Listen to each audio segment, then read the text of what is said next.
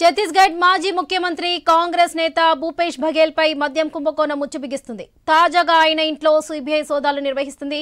రాయ్పూర్, బిలాయ్లోని ఆయన నివాసాల్లో సిబిఐ అధికారులు తనిఖీలు చేస్తున్నారు. బఘేల్ కు అత్యంత సన్నిహితుడైన ఓ సీనియర్ పోలీస్ అధికారి ఇంట్లోనూ ఈ దాడులు జరుగుతున్నాయి. తాజాగా సోదాలపై అధికారులు ఎలాంటి సమాచారం ఇవ్వలేదు. అయితే మద్యం కుంభకోణానికి సంబంధించిన కేసులోనే ఈ తనిఖీలు చేస్తున్నట్లు సమాచారం.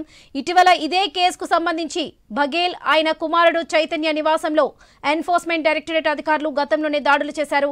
ఆ సోదాల సందర్భంగా 30 లక్షల నగదు, పలు పత్రాలను స్వాధీనం చేసుకున్నారు. ఆ తనిఖీల అనంతరం తిరిగి వెళ్తున్న ఈడీ అధికారుల వాహనాలపై నిరసనకారులు రాళ్లు రువ్వడంతో ఉద్రిక్తతలు చోటు చేసుకున్నాయి.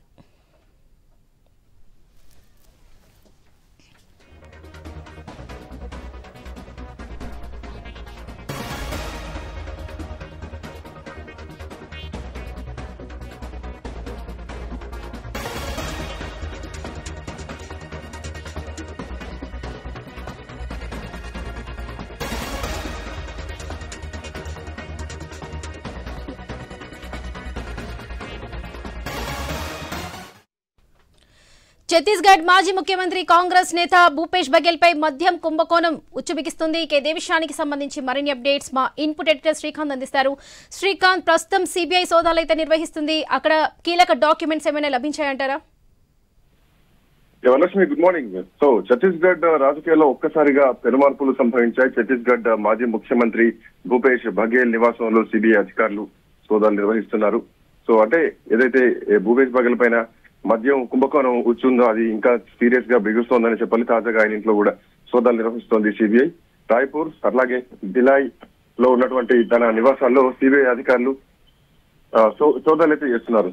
అంతేకాదు భూపేష్ బఘేల్ కు అత్యంత సన్నిహితులైనటువంటి ఒక పోలీస్ అధికారి ఇంట్లో కూడా ఈ దాడులు జరుగుతున్నాయి.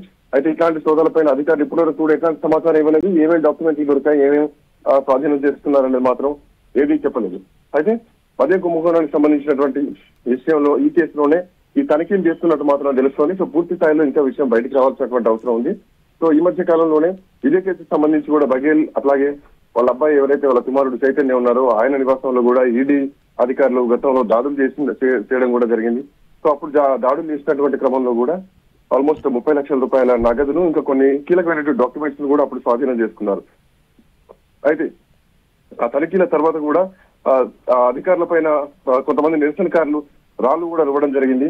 సో ఇట్లాంటి నేపథ్యంలో మళ్ళీ ఒక్కసారి కూడా ఇప్పుడు భూపేష్ బఘేల్ ఇంటి పైన చేసినటువంటి ఈ దాడి ఏదైతే ఉందో ఈ దాడి నేపథ్యంలో అంటే ఈ సిబిఐ అధికారులు చేస్తున్నటువంటి దాడి అయితే ఉందో ఇది మద్యం కుంభకోణానికి సంబంధించినటువంటి అంశం మాత్రమే అనేది మాత్రం ప్రస్తుతానికి చర్చనీయాంశంగా మారింది. సో ఇదేమైనా కానీ పూర్తి స్థాయి సమాచారం మాత్రం ఇంకా రావాల్సినటువంటి అవసరం అయితే ఉంది. Varalakshmi. Right Srikanth, thank you.